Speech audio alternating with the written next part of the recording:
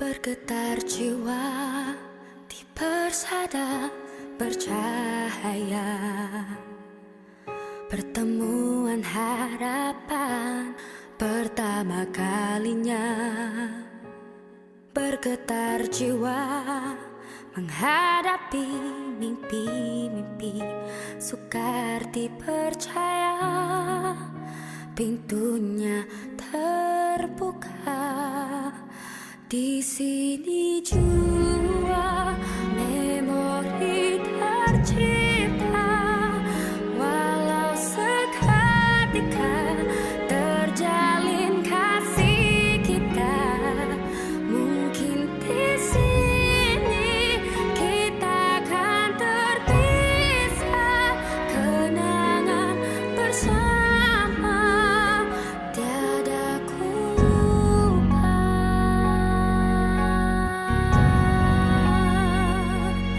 Mengalun suara sesudi bisikan hati, seiringan mencari. Assalamualaikum warahmatullahi wabarakatuh. Salam sejahtera, salam Malaysia Badani. Alhamdulillahirabbil alamin, wassalatu wassalamu ala sayyidina Muhammad wa ala alihi washabbihi ajma'in. Segala rasa syukur kita letakkan hanya kepada Allah Subhanahu wa taala.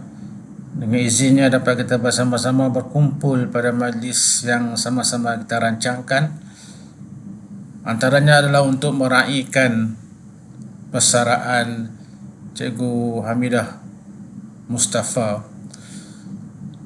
Cikgu Hamidah adalah sebahagian daripada pasukan pengurusan kolej kita dan mula berkhidmat di Padang Serai pada 1996, kemudian menjadi generasi peneroka Kolej Tingkatan 6 Kulim nama pada masa itu, masuk pada 13 bulan 4 2014 dengan mengajar mata pelajaran ekonomi.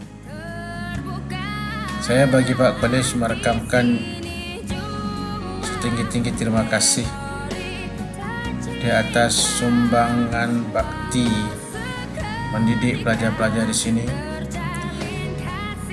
Semoga ilmu yang telah disampaikan menjadi kebaikan kepada pelajar-pelajar kita dan juga kebaikan kepada Cikgu Hamidah sebagai amalan yang kita akan bawa bersama nanti. Sebagai pasukan pengurusan, saya amat menghargai di atas sumbang bakti, sama-sama memikirkan tentang memajukan kolej kita. Dan alhamdulillah, kalau kita melihat beberapa kemajuan kita dapat tengok di atas kerjasama kita menguruskan sekolah tersebut. Sekali lagi saya mengucapkan selamat bersara. Mudah-mudahan dengan bersara ini akan diberikan kelapangan, kekuatan dan kesihatan yang baik untuk melaksanakan perkara-perkara yang baik dengan umur-umur yang dipinjamkan oleh Allah Ta'ala kepada kita. Sekian wabillahi taufiq wal hidayah. Assalamualaikum warahmatullahi wabarakatuh. Assalamualaikum warahmatullahi wabarakatuh.